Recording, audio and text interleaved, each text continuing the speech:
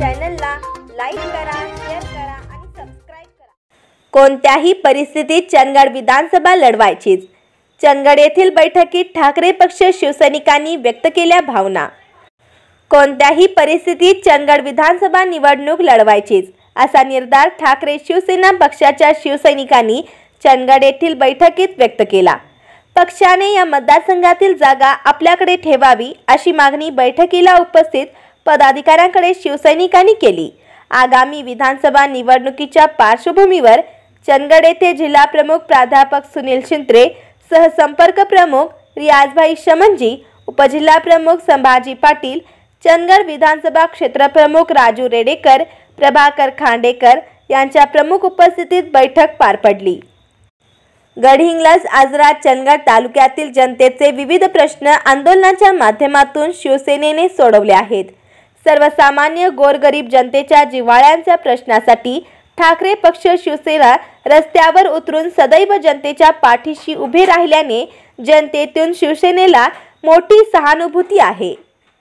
त्यामुळे चंदगड विधानसभेवर शिवसेनेचा भगवा फडकावा अशी इच्छा जनतेसह शिवसैनिकांची आहे।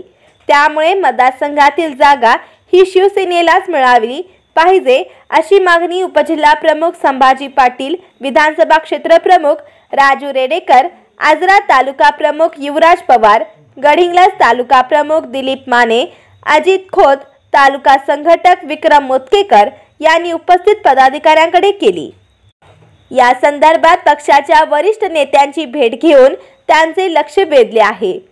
पक्ष प्रमुखांशी चर्चा करून लवकरच बैठक आयोजित करण्याचे आश्वासन त्यांनी दिले, असे जिल्हा प्रमुख प्राध्यापक सुनील शिंत्रे यांनी शिवसैनिकांना बैठकीत सांगितले। सहसंपर्क प्रमुख रियाजभाई शमनजी म्हणाले, शिवसैनिकांची मागणी ही रास्त आहे। गेल्या 2 निवडणुकांचा विचार करता या मतदारसंघात शिवसेनेला जनतेतून चांगला प्रतिसाद आहे।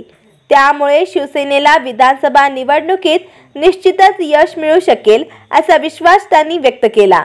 या बैठकीत कोल्हापूर जिल्हा युवा अधिकारी अवधूत पाटील, महिला जिल्हा प्रमुख शांता जाधव, शारदा घोरपडे, एकनाथ वाके यांच्यासह इतर पदाधिकारी व शिवसैनिक उपस्थित होते।